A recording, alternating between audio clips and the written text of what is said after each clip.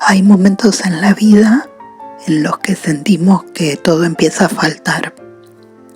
Faltan fuerzas, falta paciencia, falta trabajo, falta salud, falta esperanza.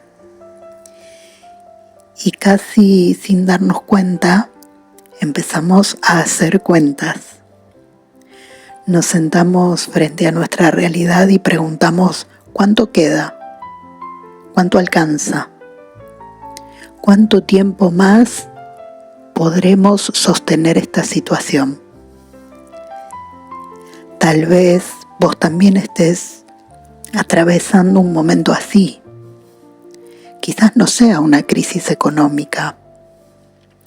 Tal vez sea una relación que parece desgastarse, un diagnóstico que llegó de repente, un duelo, una espera que se hace demasiado larga o simplemente esa sensación pesada de que ya no sabes de dónde sacar fuerzas para seguir. Hoy quiero invitarte a recorrer un relato que comienza exactamente en ese lugar. No empieza con un milagro deslumbrante ni con una respuesta inmediata. Empieza con una mujer que cree haber llegado al final.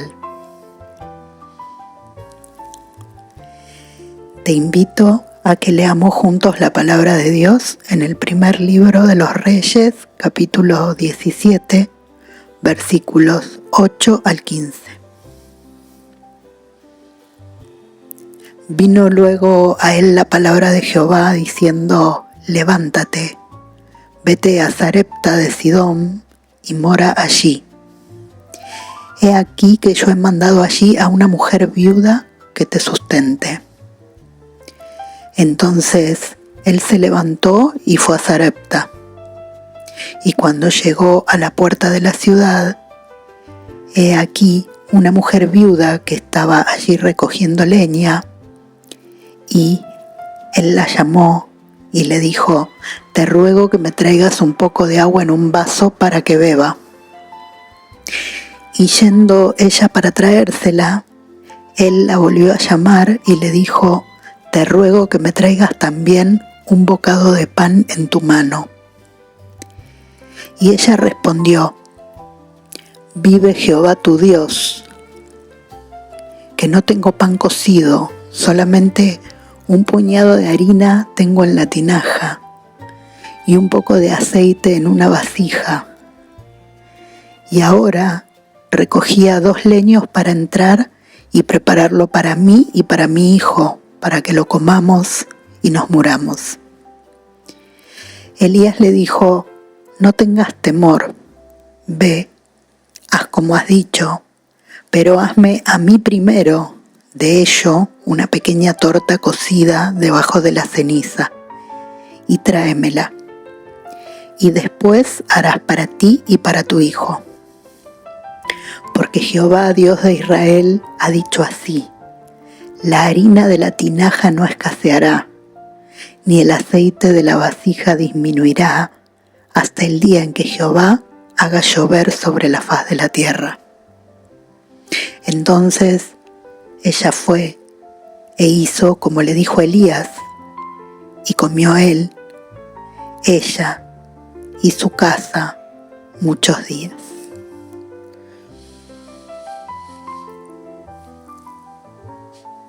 Para comprender realmente lo que ocurre aquí, necesitamos mirar el escenario de fondo. Israel atravesaba uno de los momentos más oscuros e inciertos de su historia. El rey Acab y la reina Jezabel habían impulsado de forma oficial el culto a Baal, a quienes las culturas de la época consideraban el dios de la lluvia, la fertilidad y la abundancia. En ese contexto, Dios anuncia una sequía severa por medio del profeta Elías. No se trata simplemente de un castigo o de una privación de agua. Es una confrontación directa con las falsas seguridades del pueblo. Si Baal era el señor de la lluvia, ¿por qué los cielos permanecían cerrados? La sequía vino a revelar una verdad profunda y atemporal. Aquello en lo que depositamos nuestra confianza no siempre tiene la capacidad de sostenernos cuando la tierra se agrieta. Pero antes de enviar a Elías a Sarepta, Dios ya había estado formando en silencio el corazón de su profeta. Quizás convenga detenernos un momento en quien trae esta palabra, porque Elías tampoco nació confiando. Antes de llegar hasta esta puerta, también tuvo que aprender. Aprendió cuando Dios lo escondió junto al arroyo de Querit. Allí Elías dependía diariamente de los cuervos que le traían alimento y del agua del arroyo. Aprendió cuando cada mañana no sabía cómo iba a comer. Estaba aprendiendo a confiar en la provisión cotidiana, hasta que el arroyo se secó. Es decir, cuando le habla a la viuda, no habla desde una teoría, habla desde un camino que él está recorriendo. Y es ahí donde Dios le da una indicación sorprendente. Ir a Sarepta de Sidón. Sarepta no era una tierra amiga, era una región extranjera, el corazón mismo del territorio de donde provenía Jezabel y donde el culto a Baal era dominante. Dios envía a su profeta al centro de la escasez y de la hostilidad. Y para colmo, no lo manda a buscar refugio en la casa de un rey, ni de un hombre rico, ni de un líder influyente. Lo espera una viuda. En el mundo antiguo, una mujer viuda y extranjera representaba el eslabón más vulnerable de la sociedad, lo más débil. No tenía protección legal, no tenía ingresos seguros y no tenía un futuro asegurado. A veces conocemos tanto estas historias que corremos el riesgo de no dejar que nos sorprendan. Pero te invito a que nos detengamos un momento. ¿Por qué una viuda? ¿Por qué alguien que desde la mirada humana no tenía nada para ofrecer?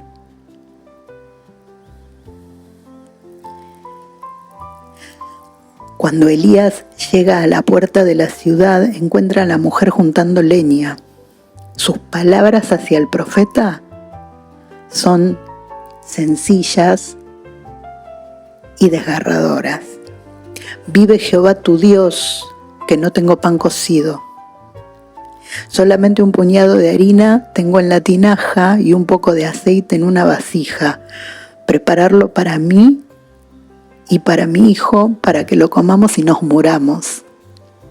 Esto es lo que le dice. Ella no está siendo dramática ni está intentando conmoverlo. Ella está describiendo matemáticamente su escasez. Midió la harina, contó las gotas de aceite y llegó al límite de sus cálculos. Y ahí aparece un detalle extraordinario. Cuando ella dice, vive Jehová tu Dios, vive Jehová tu Dios, te muestra que reconoce al Dios de Israel. Sabe quién es Él. Sin embargo, inmediatamente vuelve la mirada hacia su vasija y su realidad le vuelve a dictar la misma sentencia. Esto se termina, ya no queda nada. ¿Qué habrá pasado por el corazón de esta mujer cuando escuchó la petición de Elías?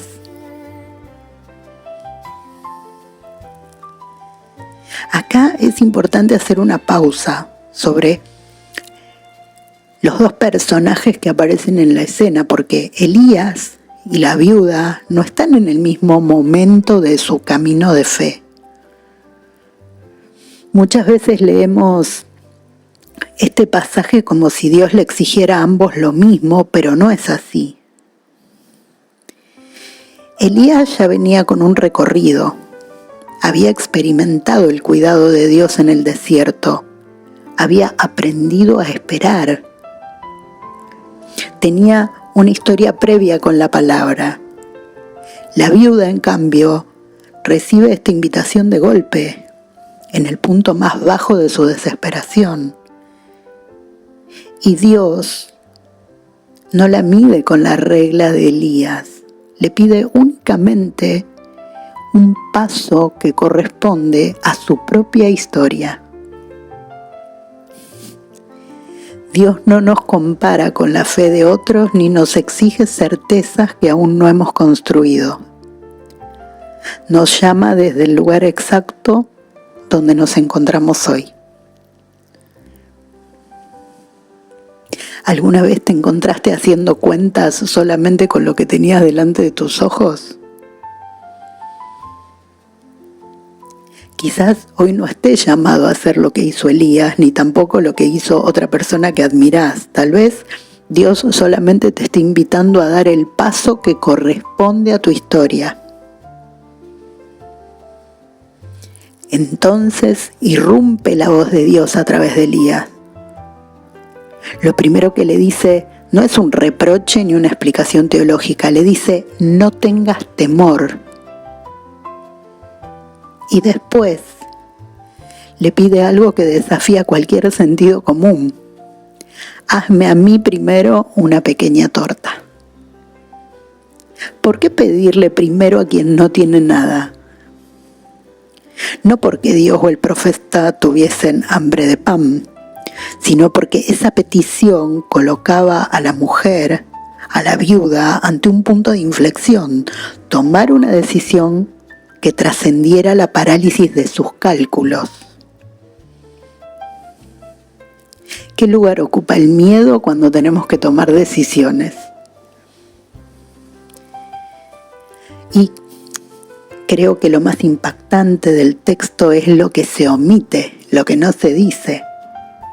Porque la Biblia no describe si la mujer lloró, si discutió internamente, si le temblaban las manos al volcar el aceite. No hay discursos grandilocuentes de fe. La viuda no declara: confío plenamente. No hace una proclamación espiritual. Lo único que hace es ir y preparar el pan. Su fe no se expresó en palabras. Su fe se expresó en un gesto silencioso y cotidiano. La decisión habló antes que los discursos. Tal vez por eso esta palabra nos obliga a revisar una idea que muchas veces damos por sentada. Solemos pensar que la fe se reconoce sobre todo por lo que una persona dice. Sin embargo, la Escritura muchas veces pone el acento en otra parte. La viuda no pronuncia una gran confesión de fe. No promete que nunca volverá a tener miedo. No hace una declaración pública. Simplemente toma una decisión que nace de haber escuchado una palabra. Quizá ahí haya una enseñanza para nosotros. Hay una fe que casi no hace ruido, una fe que no necesita exhibirse porque se vuelve visible en la manera de vivir, en un perdón ofrecido, en una mesa compartida, en una llamada que dejamos de postergar, en una tarea realizada con fidelidad cuando nadie está mirando. Hay decisiones pequeñas que, sin decir una sola palabra, anuncian que alguien está confiando en Dios. Y ahí comprendemos una verdad profunda.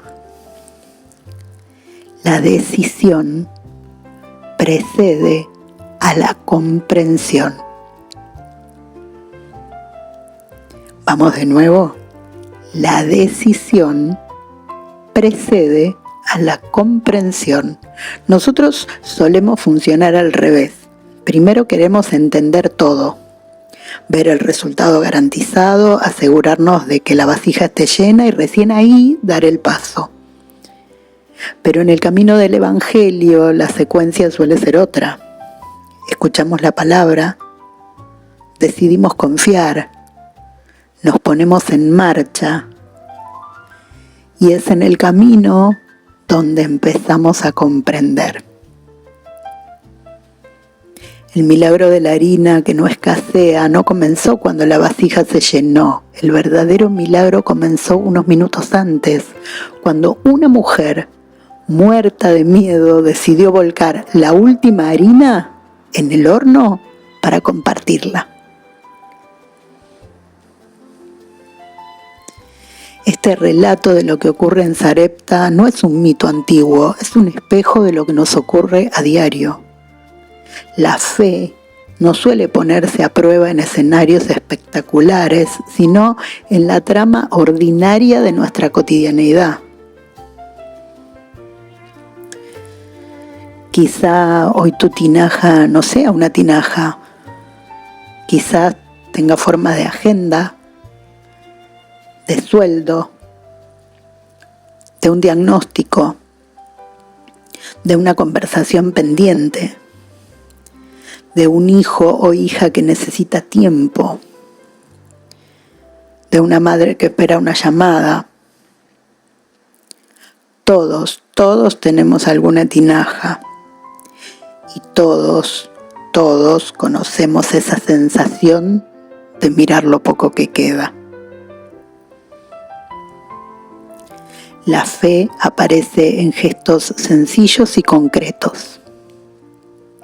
Prepararle una comida a alguien cuando estamos agotados. Elegir escuchar con paciencia en lugar de responder impulsivamente desde el enojo. Cumplir una promesa dada a un hijo o a un amigo, aunque nadie nos esté mirando ni aplaudiendo. Llamar a esa persona que sabemos que está sola, compartiendo un poco de nuestro tiempo, aun cuando sentimos que es lo que menos nos sobra. Pedir perdón en una relación desgastada, dando el primer paso antes de tener la garantía de cómo va a reaccionar el otro. Seguir educando o trabajando con fidelidad en una tarea pequeña y silenciosa que parece no cambiar nada. Estas decisiones rara vez ocupan titulares ni reciben aplausos públicos. Sin embargo, es precisamente en la cotidianeidad de esos leños y de ese puñado de harina donde la confianza en Dios cobra cuerpo y se vuelve visible. Y quizás ese sea uno de los regalos más grandes de este relato. Descubrir que Dios no escribe todas las historias de la misma manera. Elías necesitó atravesar el silencio del arroyo de Kerit. La viuda encontró a Dios en el umbral de su propia casa. Otros lo descubrirán caminando por un camino, pescando, trabajando o llorando una pérdida. Por eso no tiene sentido comparar nuestro camino con el de los demás, porque cada historia es una conversación única entre Dios y una persona concreta en particular. ¿Qué paso te está invitando Dios a dar hoy en la historia que estás viviendo?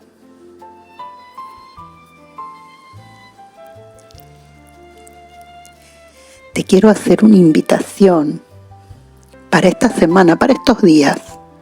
No necesitas recordar todo el análisis que hicimos, todo este episodio.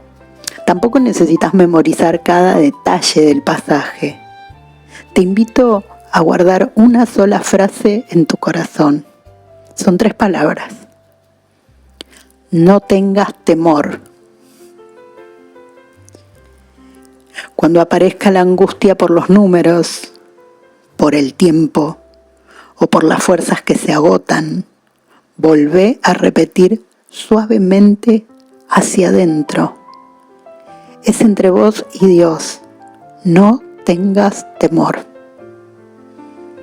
Y recordá siempre esta verdad que nos acompaña en esta serie. La palabra no fue escrita solamente para ser comprendida. La palabra fue dada para ser habitada.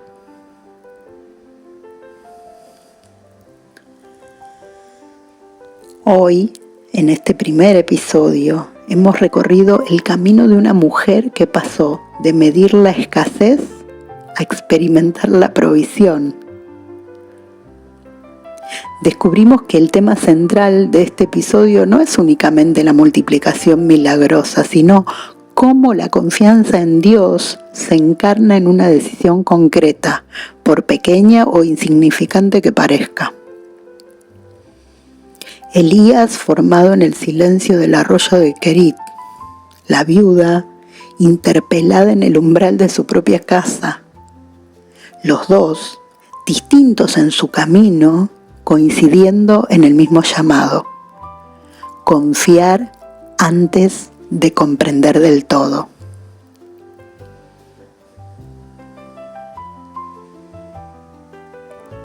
Te invito a que hagamos una oración juntos.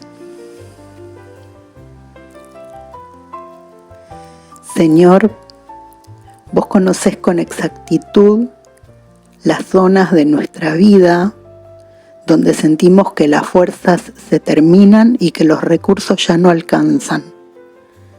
Conoces esos momentos en los que nos sentamos a hacer cuentas con lo poco que nos queda y el miedo empieza a ocupar todo nuestro horizonte. Te damos gracias porque tu palabra no ignora ni minimiza nuestra realidad, sino que entra directo en ella. Así como entraste en la historia de la viuda de Sarepta, te pedimos que entres hoy en nuestras propias historias. Líbranos de la parálisis del miedo. Danos la gracia de no medir tu amor únicamente desde nuestros cálculos o desde nuestras limitaciones visibles. No te pedimos una fe gigantesca ni discursos perfectos. Pedimos la valentía, Señor, para dar el pequeño paso que nos toca hoy. Enséñanos a reconocer esas invitaciones discretas a confiar, a compartir, a perdonar y a esperar en vos, y a saber esperar en vos. Que en cada tinaja que sintamos vacía, tu presencia se vuelva a ser visible, como se hizo visible en la casa de aquella mujer que no tenía nada más que un puñado de harina y una palabra para creer. Y que cuando la duda intente cerrar nuestro camino, la promesa de tu voz en nuestro corazón vuelva a resonar bien hondo en nuestra alma. No tengas temor. Amén.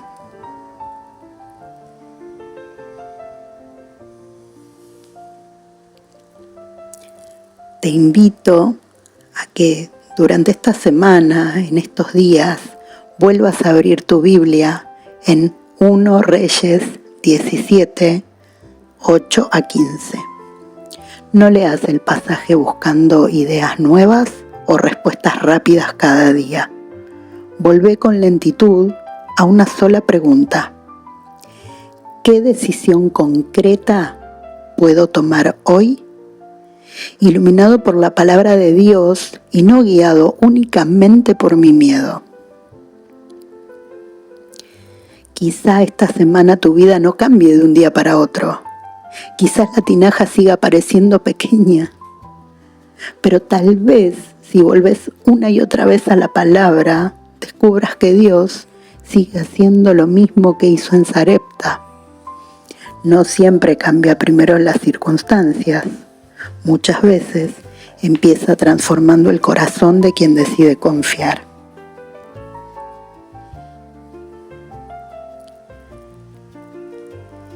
Este episodio forma parte de Desde la Palabra, Guía Interior, una colección de cuadernos de estudio, podcasts, artículos y espacios de reflexión diseñados para acercarnos a la palabra de Dios con fidelidad al texto y con una mirada atenta y respetuosa hacia la vida cotidiana.